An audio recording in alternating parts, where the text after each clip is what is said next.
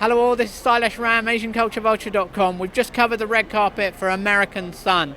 This is a Broadway play which is now transferred to Netflix as a television drama, and it stars Kerry Washington, who is the star of the US hit TV series Scandal.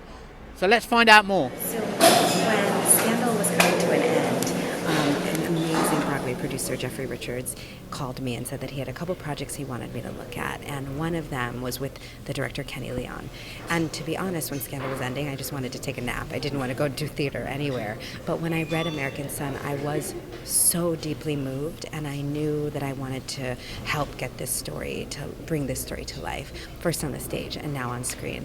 And what is it about the story that really appealed to you?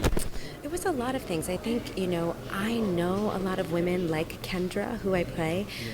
I've been her at different parts of my life, but I'd never seen her in a story before.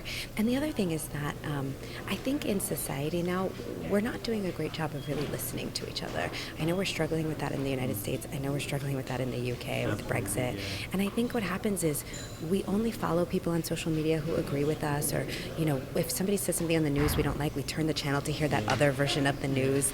And in this production, there are four very, very different points of view, but we take the time to listen to everyone because we're stuck in the nightmare of this night.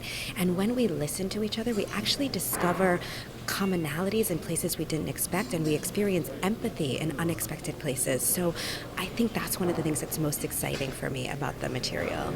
Thank you so much. All the best. Good luck. Thank you. What was the biggest challenge of transferring this from the stage to the screen?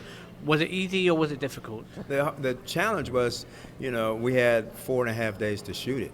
Right. That was the challenge. Right, yeah. But I thought we found a seamless way to do that. Used a lot of handheld and Steadicam. But that was the thing, and I think the benefit of having the Broadway cast do the film was an advantage, and many of them, they had done a lot of television, a lot of film work, so it was easy to make that transition. I took 2 days to adjust them from stage to film, and then we shot it in 4.5 days, and that was the challenge. But I think the message is still the same. I think it's a powerful story. I think that in making a film, it allows us to introduce it to millions and millions of people. When doing it on stage, we could only introduce it to 1,100 people per night. Sure. Is that the essential thrill of bringing something to a much wider audience, and because you feel passionately about the story? I think so. I think some plays don't lend themselves to that. Some stories are just plays, and some stories are just a cinematic journey, or it's just a television journey. I think with this specific script written by Christopher Brown, lends itself to be a great play and a great film. And I think we were lucky to have that. And what appealed to you about your role and in making this first as a play and then as a film? Well, I was attracted to the play just because of the subject matter and the problems, at least in America, that was happening to young boys of color, And so it was the subject matter. And then secondly, it was like to get an opportunity to work with Kerry Washington again. It was my second time working with her. And, it was a 4-character play. It's important. So it was great. It was a great journey. And then Netflix approaches you to introduce that to a wider audience. I was like, wow. So I'm a lucky director. And is it very much a kind of ensemble piece in putting it together? It's 4 people in one room, and they all have different points of view. And in the world now, it seems like we don't really listen to each other. But here's a story where these 4 people have to listen to each other. Thank you so much. Thanks, man. All the Appreciate best. it. Thank you. So what was the challenge in transferring it from the stage to the screen, and your own character challenges? Dialing it down. Right. Dialing it down from that theatrical moment on the stage. But it was pretty easy. We've been doing a play for 20 weeks on Broadway, so it was a relatively simple adjustment to make. And just in terms of the honesty and the groundedness of this story, I think that really enhanced the storytelling. Yeah. So can you tell us a little bit about your character and the role they have in this drama? Yeah, I play Lieutenant John Stokes. I'm the liaison officer for the Miami Police Department.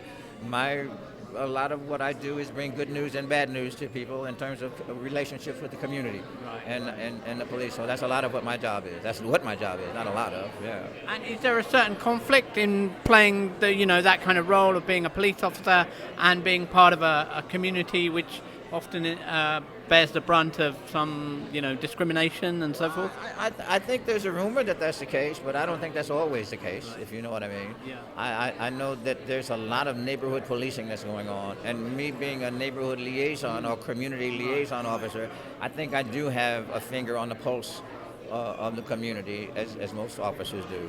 And what really touched you about the story when you first came to do it, the actual, the play itself? The fact that this is the truth, man.